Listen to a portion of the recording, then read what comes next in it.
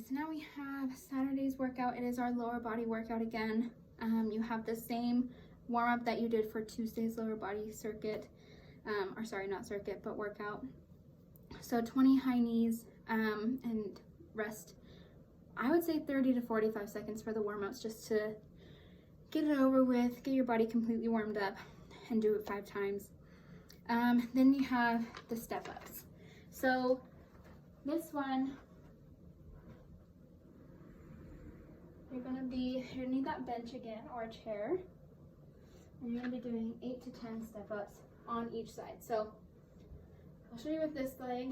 I'm just going to be stepping up onto the bench. If you need to hold on to something, be sure that the chair has a handle or something from the front. We're going straight up. Make sure your knee is not going in, like we talked about, right? We don't want it to come in to stand up. I have my mom do these, and I always tell her to put her hand right here to make sure that her leg stays neutral. Really make sure you focus on the right muscles, right? Because we don't want to hurt that knee anymore.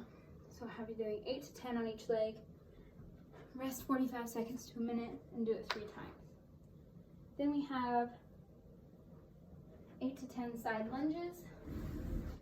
So for that one, from the side, you step your leg out and down. Step your leg out. I don't know if I can make it in camera. And another easy way to think about this is I'm just stepping to a really wide stance, and then I'm gonna squat, but only with one leg while this one stays straight. So step into a really wide stance. I'm gonna squat, but only with one leg while this one stays straight. I prefer to lean forward a little bit. If you feel like, that was way too far. If you feel like you lean back, I feel like I'm gonna fall over, right? So just make sure, same things, we don't want our knee to come over our toes. I don't want you too far forward. I don't want you putting too much pressure on this. So if that means that your side lunge is only this wide instead of this wide, that's totally fine. Go as wide as you need to, and then just bend one leg instead of 2, essentially, right? So not super wide, but I'm just bending one leg instead of 2.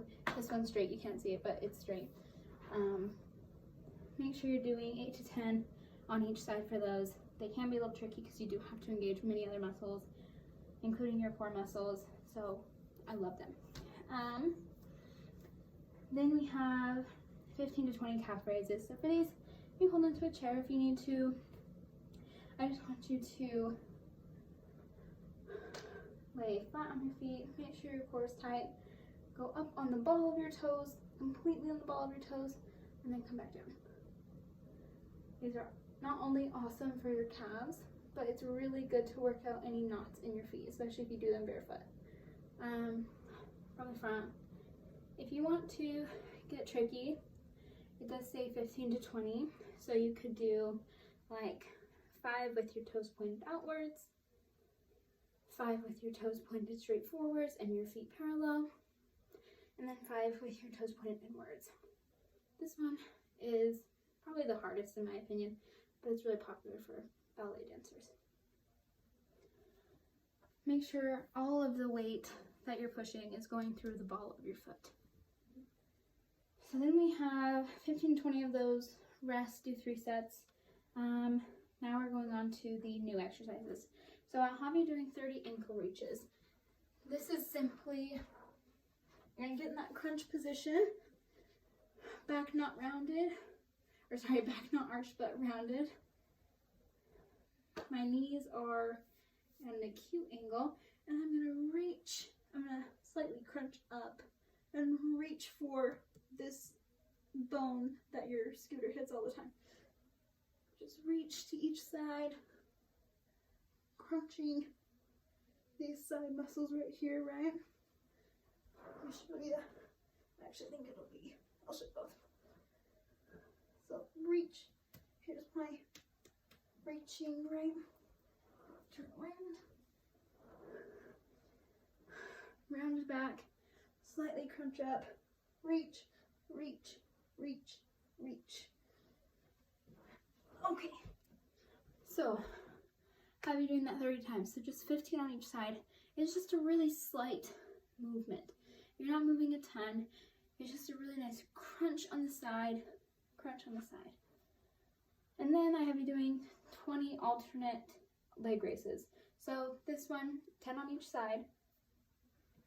How it's gonna work is, I'll show you the front view first.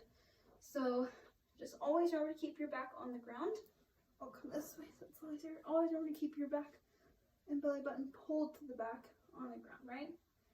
And then we have one leg up. You can actually start with both legs up if you need, but just be sure that your back is rounded. It's not arched, but it's your core is what's holding your legs here and your entire torso up, right? Then I want you to slowly lay one down and slowly bring it up.